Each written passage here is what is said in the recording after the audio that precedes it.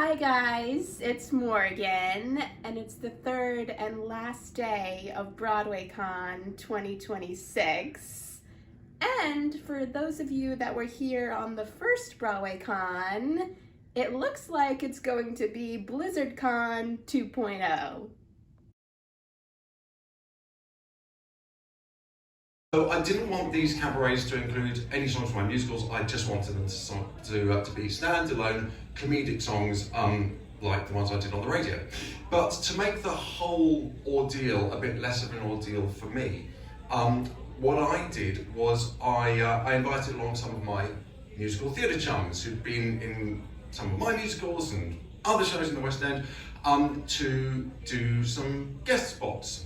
And like with my songs, I didn't want them to perform songs from my musicals, because I didn't want to have to preface them by saying, if you don't know the show, this is the point in the show where blah, blah, blah, blah. So I thought, what comic songs can I write for these musical theatre performer friends of mine? And I thought, why don't I write some songs about being a musical theatre performer? So I wrote a few different songs about different aspects of being a musical theatre performer. And what I found was that those songs went down really, really well. Now, at the similar time, another show of mine was done on a cruise. And I was on board the ship for a couple of weeks, and every evening we'd dine, the cast and the creative team, and myself obviously would dine at a big table. And something I would notice is that always passengers would gravitate towards our table and ply our cast with questions about what it's really like to be a musical theatre performer.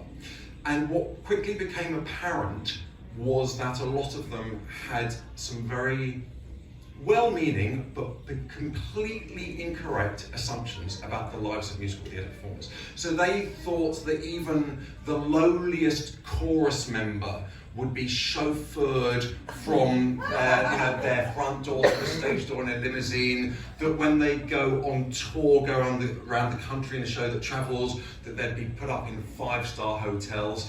And they were genuinely amazed and fascinated to learn that it was a far cry from that. And so that was the second thing that happened. And the final thing that happened that led to me writing this show was that recently in London and around the UK, I've been seeing a lot of very, very small scale productions of musicals that I remember seeing originally much larger scale productions. And some of those I thought were brilliant reimaginings, and I thought, it's a brilliantly inventive, creative way to reinterpret the material. It proves that you don't just have to, have all the big sets and the costumes. But for the most part, I remember thinking, yeah, it was good, but I think they've just done it this way to save costs. That it's cheaper to do it.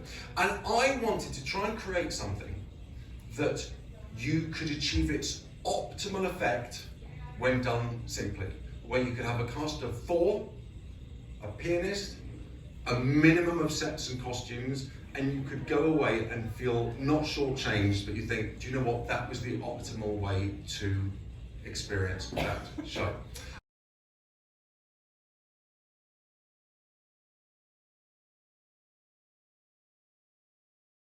So let's separate it. An iconic role, how do you approach it? Well, I did is for Tevye, I researched as much as I could about the show. I had done it in community theater when I was a kid, and I was in the ensemble. I think we were in Brooklyn or Queens. I grew up here in New York City. And then I did it in summer stock with Theodore Bikel. Remember Theodore Bikel? There are a few of us out there who do. And I learned a lot from him. And then I never thought I actually would be playing Tevye. I was actually the oldest person to start playing Tevye at 51. But I always thought that they were older guys, and they, all looked like Santa Claus. And I had no idea. And I was doing Tally's Folly off Broadway with Sarah Paulson, and Bart Shear came to see the show, and he said, I'm not directing this for another year, but I'd like you to, this is what he said, I'd like you to play the guy. And I said, oh, okay. He said, but you can't tell anybody. And so we'll make an announcement in about 7 to 8 months. And I thought, okay. And in the meantime, I read every book that I could read about Fiddler on the Roof. There were several that had just come out. One about, and one written by Jerry Robbins' assistant at the time. And I found all of those incredibly helpful. I talked to Sheldon Harnick, who was a dear friend, and I asked him hello, my God. No, I didn't, I just noticed you there. Can you stand up and show everybody so you get an idea?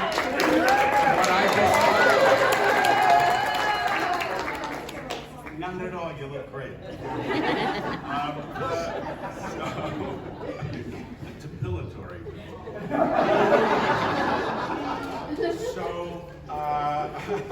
So I read everything I could. I watched the movie. I watched old clips of everybody playing it. Herschel Bernardi, and I got special permission from the Jerry Robbins estate to go watch a video that they had made of Zero Mostel doing it at the Winter Garden Theater in 1977. And because when Jerome Robbins was alive, he hated the video so much he wouldn't let anybody watch it. So he had passed on, thank God. And his estate let me go watch it because they knew I was going to play the role. And it was a mess, actually, to be perfectly honest. It was very thrown together, and Zero was being his bad self. He was notoriously wonderful on opening nights, and then would just, forgive my language, fuck around. But I learned a lot, what I could and couldn't do. And then it's basically what I do. I take all the information that I have, and I read the play over and over and over and over again, like 20, 25 times. And I have kind of obsessed about the roles that I play. And then I bring all that information with me, like I'm wearing a backpack. And I bring it into the first rehearsal, you have to be prepared to throw it all away. If the director has this concept going in this direction, and you thought everything was going to go this way. But then as the rehearsal goes on, I slowly am able to take off the backpack, if you will, and just make it more my own. And that's basically my process. Nice in the backpack, I love that. Yeah. How do you approach? So this is a role that's iconic. We all know the score. What was your approach to? Very similar, honestly. Oh, if you got to flip the switch on.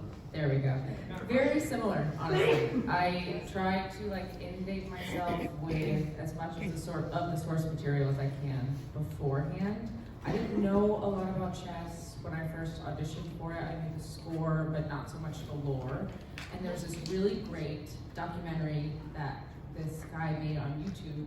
I think his YouTube channel is called Waiting in the Wings. Yeah. And it's a whole documentary about what happened when they were writing chess in the 80s and bringing it to Broadway and everything that went down. And it's a crazy story. I highly recommend it. And I went to the Lincoln Center Library Archives and I watched the original 1988 production that also was at the Imperial Theater. Completely different show than what we're doing right now, but I like to, as David said, have as much information as I can going in and then kind of slough things away as we build it ourselves. I listened to almost every recording. I did a lot of research about women in Russia in that time and what a woman of her class would have been wearing and where she would have been going. And before every show, I come in Act 2, so I have a long time to wait. And it's kind of an intense entrance, and it starts right away with this big solo, and I'm all alone on stage, and it's taken me a minute to understand what I need to do during Act 1 and during intermission to get there, and so I found this really incredible Cold Era Russian composer Dmitri Shostakovich, and he has these beautiful symphonies, and there's so many different recordings of them. So I just put those on in my dressing room, and I have this like very specific scent for every character, and I have this really beautiful red Moscow scent from that same era, and I'll put that on and start. Smell is super important. Smell and sound. So the Russian opera and the red Moscow perfume really helped me get there. No, that's cool. Yeah. That's very cool. After Come From White closed on Broadway, and there were still London going on and tours and so forth, we decided to take a little break because the pandemic had been hard. It was a really challenging time in the theater world. It was challenging coming back. It was not business as usual. Yeah. And so we had a good year run when we came back from it, but I have to say it was the hardest year of the entire process. So after it was done, we were kind of like, okay, let's just take a break, finish up all the other things we're doing, all the other tours and so forth we're doing. And then it took us a while. We just, nothing really was like speaking to us that we wanted to do. So all of a sudden, a friend of ours, who we've known for a long time, Anthony Drew of Styles and Drew in London, who did the extra music on Mary Poppins and did Honk and a variety of other shows. He'd known Sue forever, and I'd known him forever because my husband, Francis Jew, had worked with him on a show, and so we'd all sort of gotten to know each other. So he sent us this project. He goes, I know you're not really looking for anything, but will you just take a look at it and give me some feedback? So Sue read it first, and she came in and said, you need to read this. And I was like, oh, God. I said, what is it? She goes, just read it. So the next day she comes in, and I said, that show, I was a fucking mess. What's the deal? She goes, I know, right? I think we have to do it. So we said, okay, let's go into this. And we had a conversation with the authors and so forth. And we're like, here's what we're thinking, you know. And they were like, oh, this all sounds good. We asked them, who were you interested in and so forth. And we were like, okay, let's do this. Okay, so we decided to do that show. Shortly after that, Ian called us and he goes, we've been working on this show. We really want you to look at it. And we were like, well, we're kind of doing this other thing. He goes, I know, I just want to get your opinion on it. So he sends it to us, and Sue and I look at each other after we've got it. I've never seen anything like this. We have to do it. And so we're like, okay. And so that was show number 2. And then in the meantime, Chris Ashley and Joe DiPietro and Dana Watts are great friends of ours from Memphis, and Chris from Come From Way, obviously, came to us and said, we're doing this show, Lee Summers of Lincoln, and there are producers on it, but we need you guys to come in and help. And they were like, you have to. So guess what? All of a sudden we went from 0 shows to 3. And thinking they won't all end up being done at the same time. It'll be fine. And Chris was directing for Summers of Lincoln, and he's directing The Heart. And there was a potential he might direct 3. And we're like, they won't all go at the same time because, well, guess what? They have all gone at the same time. Lincoln was at La Jolla last winter, and then last summer, The Heart was at La Jolla, and this spring, Freak the Mighty will be at the Cleveland Playhouse, starting in April and opening in May, and then it moves to Seattle Rep for its second incarnation. So, literally, in all of our best efforts to keep these things apart, that's not what happened. But The Heart spoke to us in a different way than I think anything else ever has. It doesn't sound like anything else I've ever heard. The idea that this is one concise time in a 24-hour period from the time you find out that the kid has lost his life and the heart is still very vital to the time it is transplanted into a 50-year-old woman on her birthday where she thinks this is her last birthday, she's going to die. It's 24 hours. So it is really an intense period of time. It takes place in the hospital for the most part, a little outside in order to begin to know the woman who's going to receive it. And it's 83 minutes. So it's a very interesting concept about how it unfolds and how all the people in it unfold, and the fact that there are 9 people doing everything. They're the hospital people, they're the doctors, they're the everything. So it's a little like Comfort in that regard, that they play a lot of characters and they move like that, and you just kind of go with it, you know? You know, Comfort Way was also straight through. It was 100 minutes, but it was still straight through. And the idea of this music, which they are calling electronica, because primarily a lot of it's created by these unbelievable musician artists. Something I've never heard before. And Ian, of course, had been doing all of this work with K-pop demon hunters. He's the one who basically was the vocal coach for all of those ladies who put that thing together. And then he was the executive music producer for the whole thing and on the album. So he'd been around all of this stuff. But it was Anne who really listens to it all the time, and probably is, she's the same age as me, but she feels like, you know, she looks like she's a teenager. And she always has, she looks exactly the same. She's the one who said, there's so much of this music and there's nothing quite like it. So we got excited, you know, and what do producers do when they get excited? They produce. So that's what we're doing. And we have begun this process, which has gone unbelievably fast, I have to say. Because we came on, they had a reading or two, I think, before we came on.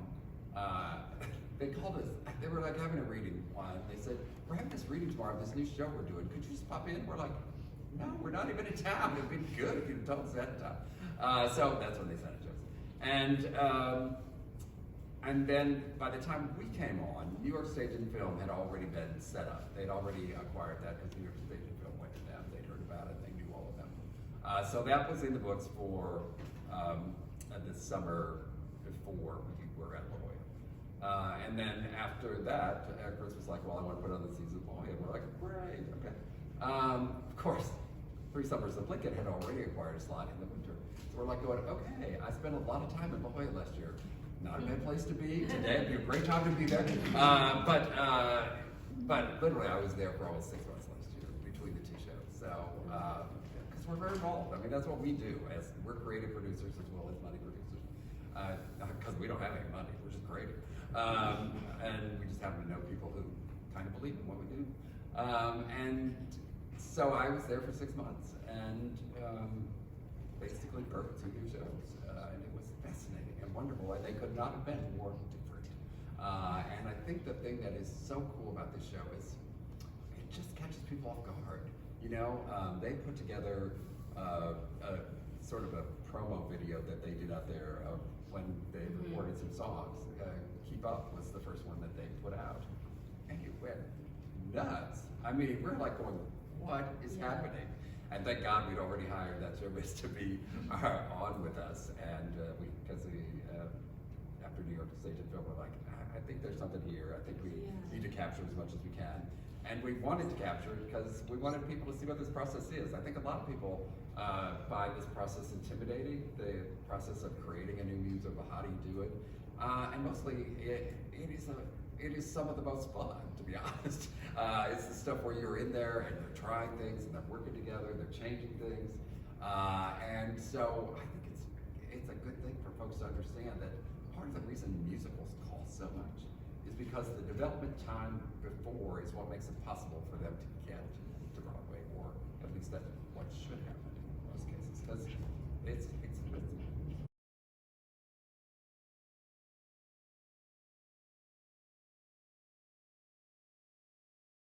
All of you had careers before Rent. All of you have had tremendous careers since Rent.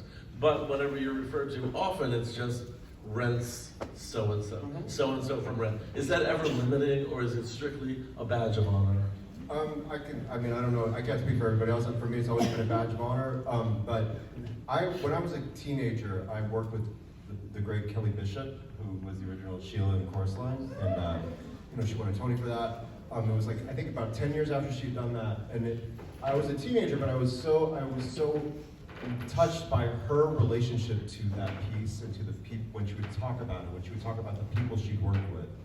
I felt like it wasn't that badge of honor. There was nothing about it that felt like she was limited by it, or it was like this thing that hung over her.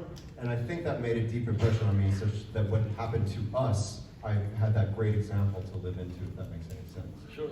And as well as the fact that it is exactly what I would always want to be associated with because it is a beautiful piece of art that has made a difference in my life and everyone else's life. So what is there not to be honored by? And Anthony, you were in the original 1994 New York Theatre Workshop production, Yes. along with 2 other cast members. Yeah, Gilles. Hello, Gilles.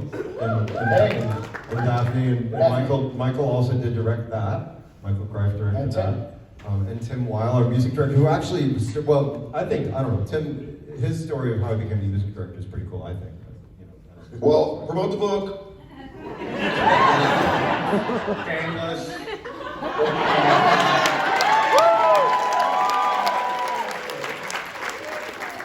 For everybody, it's hopefully you get to learn a little bit more about Jonathan the person, and you'll also find out how I met all of you all the first day. Listen, also, I Tim, met you all for the first time, you know, in 1995, and with Ant and Gilles in 94, Mark Setlock, and also all the others. So yeah, I hope you go out and buy it. It's available at all those, you know, all those places, you know, the Amazons, the bookshop.org, and Barnes and Noble, you know. But yeah, you'll learn a lot about this incredible group of people, and you'll learn a little more about our dear departed friend Jonathan Larson, who 30 years ago to the day we're here celebrating him. Yeah. The 30th anniversary of the death. Entered the production in '96 on Broadway, right? no. No. I'm sorry. She was there day one. Yeah. New York Theatre Workshop. Anthony just. No, the New York Theatre Workshop was a studio. It was like a 10-performance workshop in '94, and then a year later is when we did the off-Broadway at the New York Theatre Workshop that then transferred to Broadway. Now we know why I was cut out of Love. Idina, in any case, was the sadness of Jonathan dying really before it became a phenomenon? Not to mention the sadness inherent in the show. How did you bear it? How did you tolerate that as an actor? I think we each had different ways and different relationships to Jonathan. I think mine was harder to, what's the word?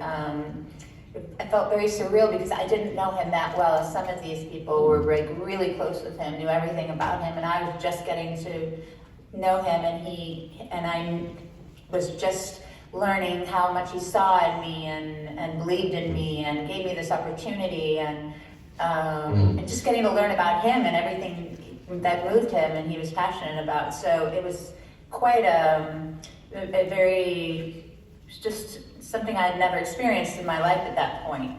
This huge loss, but also feeling like a loss for not having known this person well enough too. And then constant gratitude from before he passed to me sitting here right now. Everything sort of leads back to him. And so, but I think each and every one of us has a different experience of that grief and how it unraveled and revealed itself in our lives. Still with Idina, did you as cast members develop any sort of goofy or funny rituals to kind of relieve the sadness at the end? Oh, God, it's a great question. No, I don't think so, if anybody remembers. What was amazing. Recording in progress. Very aware how emotionally open and raw we all were. And that's not just the cast, that's the crew, that was Michael, that was Tim, the band. Like, we all were very respectful of the fact that there's a minute where somebody might be in the corner literally just breaking down. It may have had to do with Jonathan, it may have had to do with the show, it may have had to do with their personal lives, but like, we all became really good at protecting each other's well-being. Yeah. And I think that's still true with me. Like, what I learned from Rhett in this experience was, like, the way people grieve is entirely personal. It's like a fingerprint. And you have to just be there. I learned that doing this show.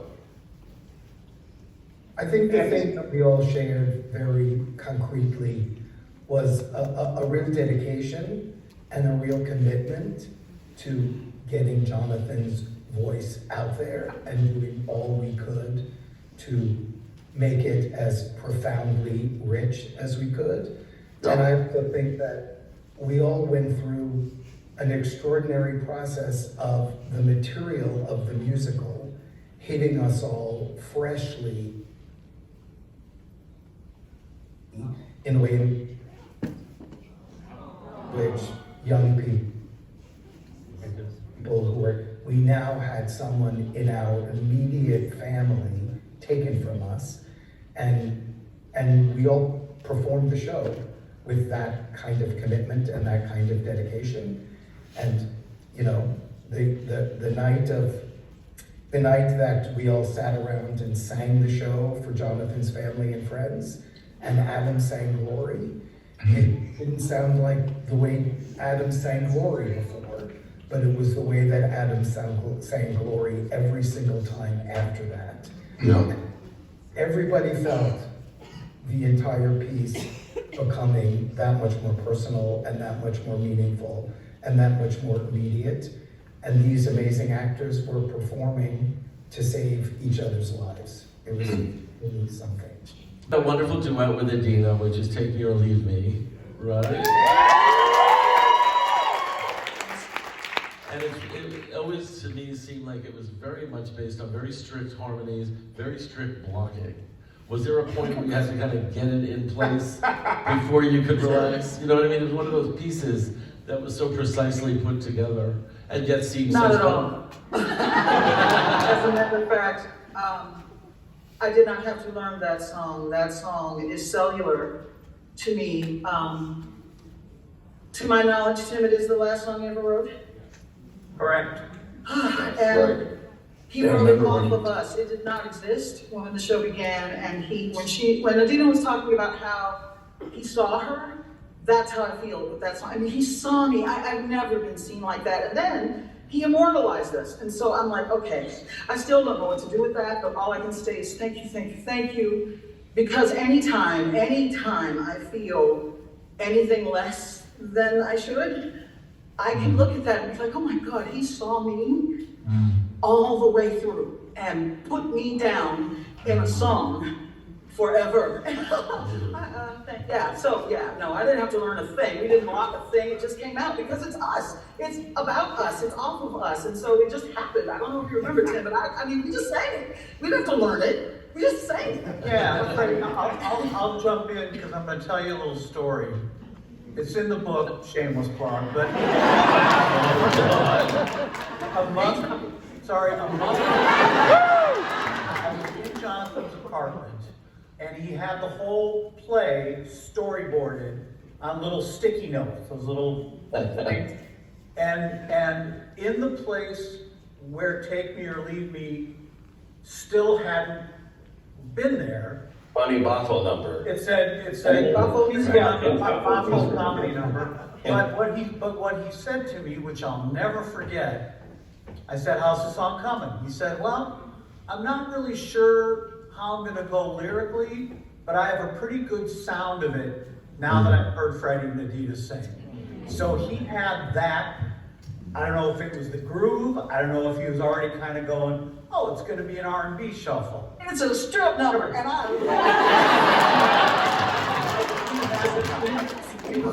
it's a strip number. I was like, I love it right now. I was thinking about the groove because of hearing you and Adina sing in rehearsal. You couldn't sing a line without fighting back tears?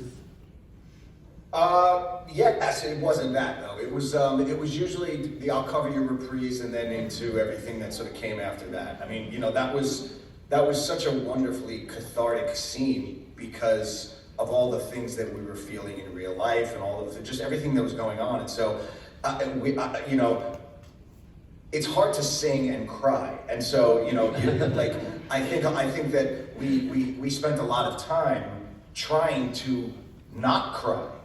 Like, you know, I've had many jobs since then where I was required to cry, and it wasn't quite as easy. But you know, but with Rent, it was like we had to stop ourselves from crying, and I think that moment and that whole scene was a place where we were allowed to let that out, you know, and so I that was a moment in the show that got me every night.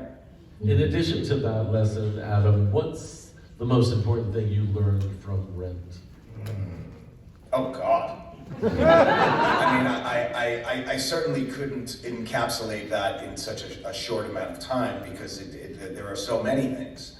But I guess, and this is going to sound so trite, but it's the truth, the power of friendship and connection, and how that carries us through life, you know, and the ups and downs and the ins and outs of all of that.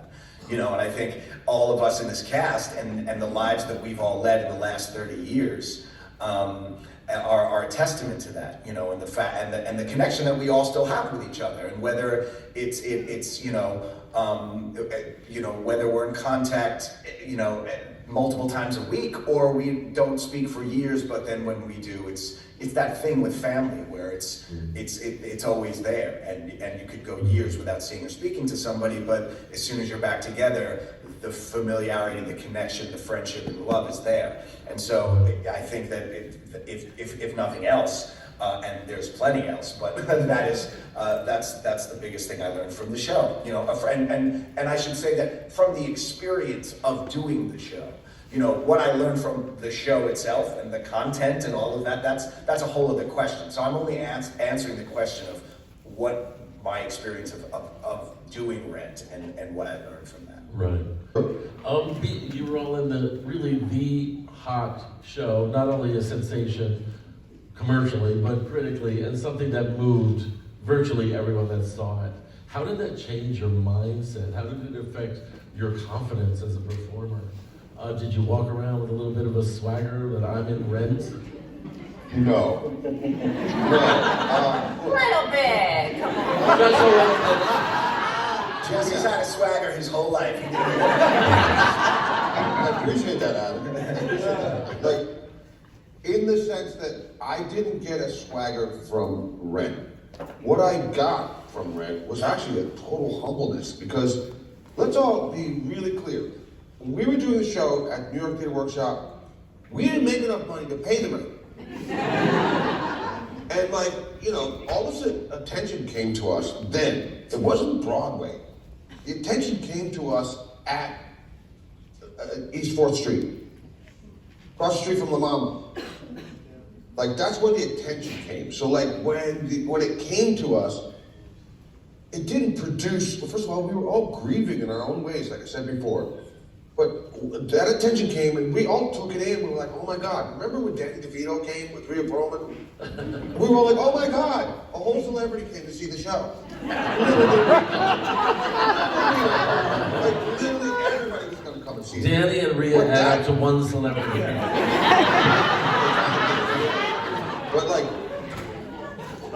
all I'm saying is like, the show became such a thing. And I saw it with every member of our cast, and that's including, you know, everybody on stage, everybody backstage, everybody in the crew. Like, it produced a humbleness in all of us. Like, where we became very, very, like we were practicing gratitude all day long without even knowing it sometimes. Like, I don't think anybody that would have gotten out of their face with any kind of hardcore swagger, if you will, would have lasted in our space. They would not have lasted. We wouldn't be able to sing those songs. Were any of you familiar with the East Village scene that the show portrays, which is a scene of starving artists and struggling videographers and performers? Yeah. Listen, ask Wilson Jermaine already of that question. Yeah, 100%. Actually, I didn't have that much experience as a musical theater performer at all, and so but my life prior to that, I was an actual club kid. I would live in the clubs. My thing was battling in the clubs. And so it's... Explain battling for the kids. Battle dancing. It's a, you know, it's a circle. Everyone makes a circle in the club, and then you go up against somebody else. And everyone collectively determines who won the fight, or rather who won the battle or not. When, you know, you have to, like, you know, strike that pose, or what have you, with the music, you know? I was 100%, you know, struggling financially, and I didn't want to. I wasn't sure whether I wanted to accept being in the show at all, because I had another gig where I was, I just had health insurance, and this show was only scheduled to be on off-Broadway for a month, and so because I was just, you know, I was just trying to make ends meet, and a mentor of mine said, "Are you a dispatcher, or are you an actor?" I'm like, yes, I'm an artist. I'm an actor. I'm gonna go do this. But for a while, I kept the other job. I was working both jobs.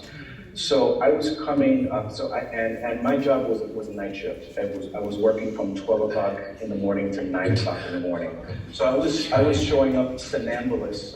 And for those who don't know what that means, like I was a zombie.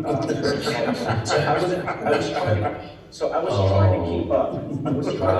And I remember once there was Michael Grafe that said, when he said to me, he's like, you're a little bit behind everyone else. Like, I'm trying my best. And then the greatest thing in the world happened. I got fired on New Year's Eve from that other job, and then I was able to focus all of my energies and all of my focus onto the show. It's the best thing that could have happened to me. And I was like, well, then, you know, screw it. Like, here I am. Like, I'm all in now.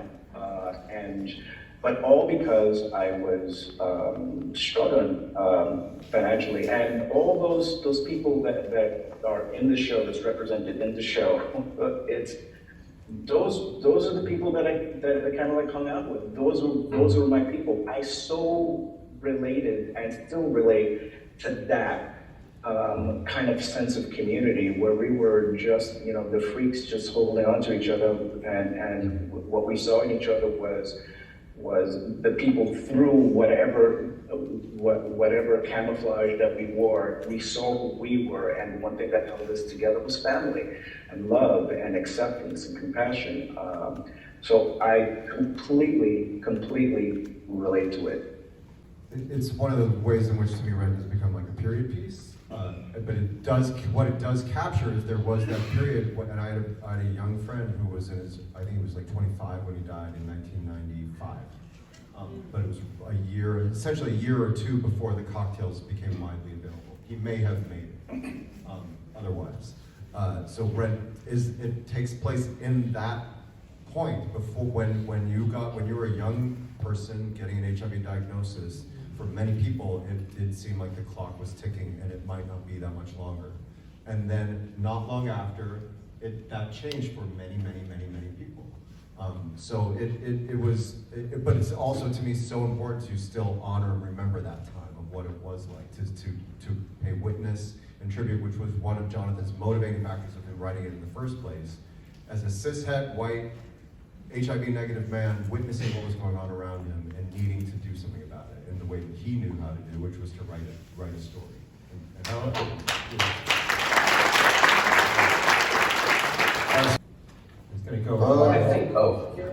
Wow. So one of my favorite memories was when, after Jonathan died, for me, our whole experience of grief was performing the show.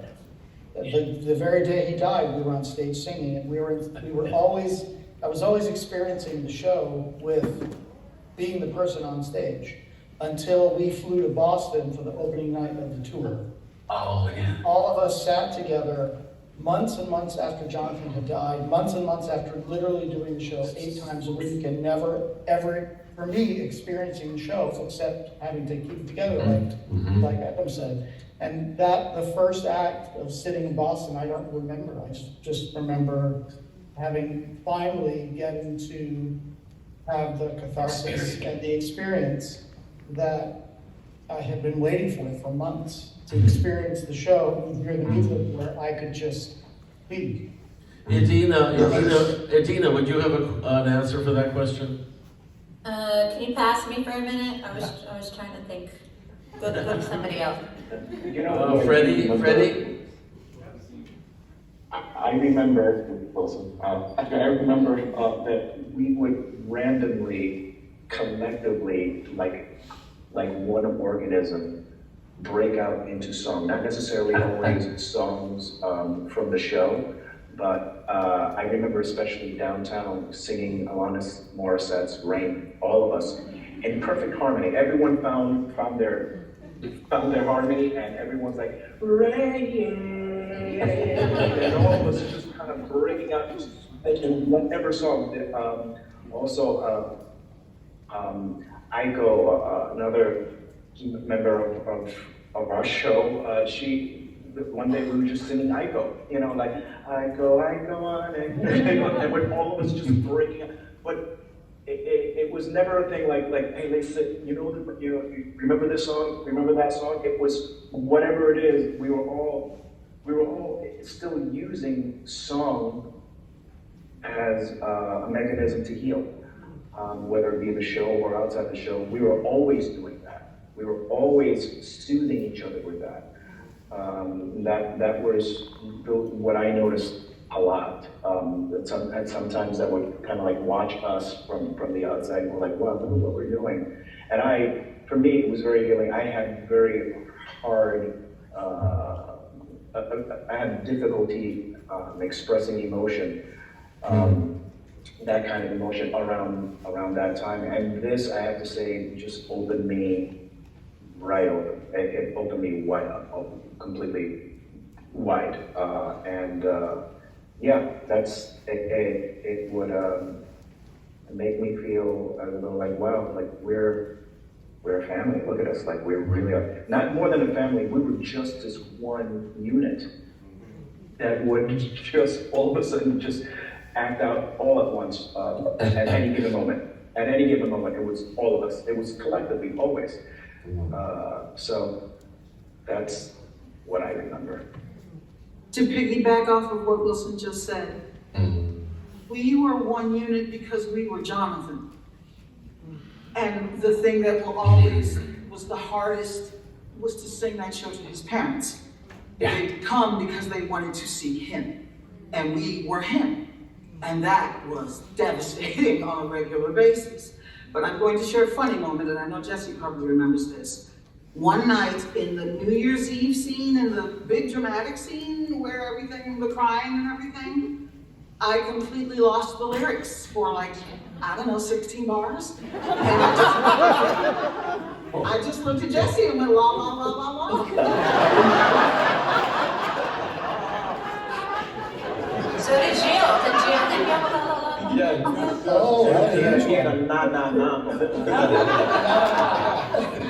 And that's how you represented Jonathan, your dear friend. Anyway, ladies and gentlemen, thank you for coming in. Please buy my new book. Kidding, I don't have a new book. Please help me thank these wonderful geniuses of Rent.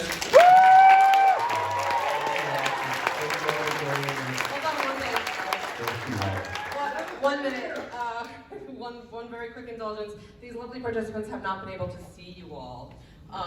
So I'm gonna fix that in one hot minute. Give me 1 second.